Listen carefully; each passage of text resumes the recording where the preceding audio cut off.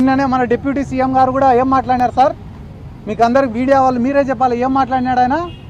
గత ప్రభుత్వాలు ఆధారాలు చెరిపేసినాయంట, దానికి నేనేం చేస్తా అంటాడు ఆయన.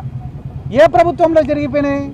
ఏదన్నా ఒక క్రైమ్ జరిగితే క్రైమ్ సీన్ అనేది ఒకటి ఉంటుంది, పంచనామా అనేది ఒకటి ఉంటుంది, పోస్ట్ మార్టం అనేది ఒకటి ఉంటుంది, ఇన్వెస్టిగేషన్ అనేది ఒకటి ఉంటుంది.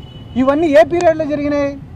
తెలుగుదేశం పార్టీ అధికారంలో ఉన్నప్పుడు జరిగినాయి. డిఎన్ఏలు మార్చేసినారట. ఒకవేళ మారిస్తే ఎవరు మార్చిండాలా సార్? ఆ రోజు తెలుగుదేశం పార్టీ అధికారంలో ఉంది కాబట్టి వాళ్ళు మార్చిండాల.